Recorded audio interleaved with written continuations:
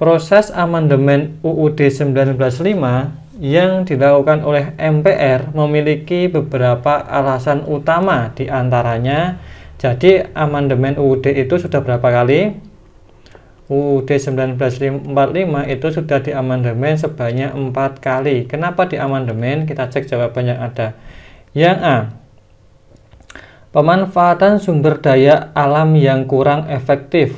B, tingginya resiko konflik sosial.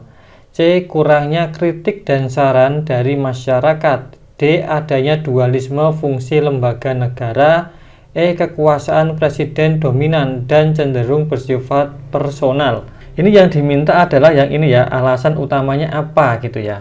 Oke, kita melihat jarah, itu jawaban yang paling tepat adalah yang E, karena kekuasaan presiden dominan dan cenderung bersifat personal, atau ini dibilang mendekati diktator. Contohnya apa? Oke, contohnya kita mengambil ketika Orde Lama. Nanti Orde Baru juga ada, tapi nanti bahasanya akan panjang. Kita ngambil contoh yang Orde Lama sih. Orde Baru sih, Orde Lama ya. Nah, ini aja ya yang lebih jauh biar lebih adem bahasnya ya. Orde Lama itu teman-teman pasti pernah dengar yang namanya dekret presiden yang disampaikan oleh atau diutarakan oleh Pak Insinyur Soekarno. Pak Soekarno adalah seorang pahlawan yang sangat hebat, tetapi beliau juga manusia biasa. Oke ya, dekret presiden itu pada tanggal berapa? 5 Juli tahun berapa? 59. Isinya apa di sana? Nanti kita akan ketemu dengan jawaban yang E. Isinya itu adalah pertama, konstituante dibubarkan. Ingat, presiden bisa membubarkan konstituante. Hebat sekali kan? Konstituante bubar. Itu satu. Kedua, UUD berlaku kembali. UUD Undang-Undang Dasar 1945 berlaku kembali, yang sebelumnya pakai undang-undang sementara.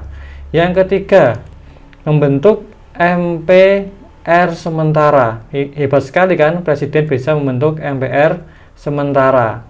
Dia bisa membubarkan konstituante, dia juga bisa membuat MPR sementara melalui dekret presiden. Nah, sejak munculnya ini ada salah satu kejadian yang sangat penting. Bung Hatta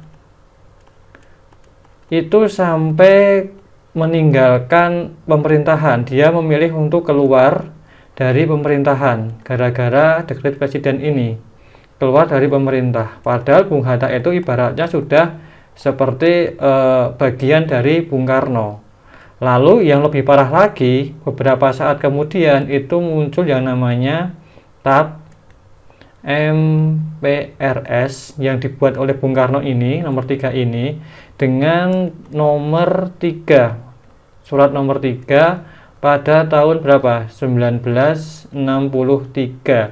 yang intinya bahwa TAP ini mengatur Insinyur Soekarno